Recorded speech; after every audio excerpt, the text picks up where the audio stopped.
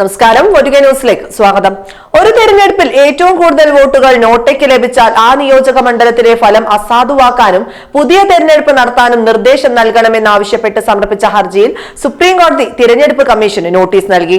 നോട്ടേക്കാൾ കുറവ് വോട്ട് നേടുന്ന സ്ഥാനാർത്ഥികളെ 5 വർഷത്തേക്ക് എല്ലാ തെരഞ്ഞെടുപ്പുകളിലും മത്സരിക്കുന്നതിൽ നിന്ന് വിലക്കാൻ ചട്ടങ്ങൾ രൂപീകരിക്കണമെന്നും എഴുത്തുകാരനും മോട്ടിവേഷൻ സ്പീക്കറുമായ ശിവരേഖ സമർപ്പിച്ച പൊതു താൽപര്യ ഹർജിയിൽ പറയുന്നു. നോട്ടയെ ഒരു സാങ്കല്പിക സ്ഥാനാർത്ഥി എന്ന നിലയിൽ കാര്യക്ഷമമായ പബ്ലിസിറ്റി ഉറപ്പാക്കാൻ നിയമങ്ങൾ രൂപീകരിക്കാനും ഹർജിയിൽ ആവശ്യപ്പെട്ടിട്ടുണ്ട്.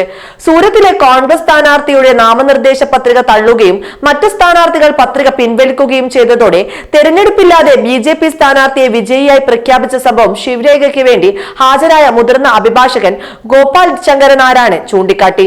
മറ്റൊരു സ്ഥാനാർത്ഥി ഇല്ലാത്തതിനാൽ എല്ലാവരും ഒരു സ്ഥാനാർത്ഥിക്ക് വേണ്ടി വോട്ട് ചെയ്യേണ്ട സാഹചര്യം നാം സൂറത്തിൽ കണ്ടുവെന്നും ഹർജിക്കാരൻ പറഞ്ഞു. ഒരു സ്ഥാനാർത്ഥി മാത്രമേ ഉള്ളൂവെങ്കിൽ വോട്ടർമാർക്ക് നോട്ട എന്ന ഓപ്ഷൻ ഉള്ളതിനാൽ ഒരു തെരഞ്ഞെടുപ്പ് നടത്തണമെന്ന് ഹർജിക്കാരൻ കൂട്ടിച്ചേർത്തു. ഇലക്ട്രോണിക് വോട്ടിംഗ് മെഷീനുകളിൽ നോട്ട എന്ന ഓപ്ഷൻ നമ്മുടെ തിരഞ്ഞെടുപ്പ് സമ്പ്രദായത്തിൽ വോട്ടർമാർക്ക് തിരസ്കരിക്കാനുള്ള അവകാശത്തിന്റെ ഫലമാണ്. ഇപ്പോഴത്തെ കാലയളവിലെ പൗരന്റെ അവകാശം തിരസ്കരിക്കാനുള്ള അവകാശമായാണ് നോട്ടയെ കാണുന്നത് എന്നും ഹർജിയിൽ പറയുന്നു. മികച്ച സ്ഥാനാർത്ഥികളെ മത്സരിപ്പിക്കാൻ രാഷ്ട്രീയ പാർട്ടികളിൽ സമ്മർദ്ദം ചെലുത്തുകയാണ് നോട്ടയുടെ ആശയവും ലക്ഷ്യവുമെന്ന് ഹർജിക്കാരൻ പറഞ്ഞു. ഒരു നിയോജക മണ്ഡലത്തിലെ മിക്കവാറും എല്ലാ സ്ഥാനാർത്ഥികൾക്കും ക്രിമിനൽ കേസുകൾ തീർപ്പാക്കാത്ത സംഭവങ്ങൾ തുടരുന്നു. ഒരു വോട്ടർ എന്താണ് ചെയ്യുന്നത്? നോട്ട വോട്ടറുടെ കൈകളിലെ ശക്തമായ ആയുധമാണ്. നോട്ടയെ കുറിച്ചുള്ള ECയുടെ അവബോധമില്ലായ്മയും പൊരുത്തക്കേടും രാജ്യത്തെ രാഷ്ട്രീയ തിരഞ്ഞെടുപ്പ് സമ്പ്രദായത്തിനെതിരായ പ്രതിഷേധത്തിനുമുള്ള ഉപകരണം എന്ന നിലയിൽ ഈ ഓപ്ഷന്റെ ഉദ്ദേശ്യം പരാജയപ്പെടുത്തിയെന്ന് ഹർജിയിൽ അവകാശപ്പെടുന്നു. നോട്ടയെ ഒരു സാധുവായ സ്ഥാനാർത്ഥിയായി കണക്കാക്കുന്നതിൽ ഇന്ത്യൻ തെരഞ്ഞെടുപ്പ് കമ്മീഷൻ പരാജയപ്പെട്ടു.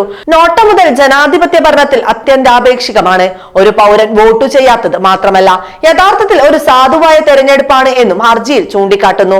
അതേസമയം തെരഞ്ഞെടുപ്പ് കമ്മീഷൻ ഇതിൽ എന്താണ് പറയുന്നതെന്ന് നോക്കാമെന്ന് പറഞ്ഞ ചീഫ് ജസ്റ്റിസ് DY ചന്ദ്രചൂഡ് അധ്യക്ഷനായ ബെഞ്ച് പൊതു താൽപര്യ ഹർജിയിൽ തെരഞ്ഞെടുപ്പ് കമ്മീഷന് നോട്ടീസ് അയച്ചിരിക്കുകയാണ്. ഇപ്പോൾ എന്തായാലും എന്താവും തെരഞ്ഞെടുപ്പ് കമ്മീഷൻ ഇതിന് മറുപടി നൽകുക എന്ന് കാത്തിരുന്നു കാണാം.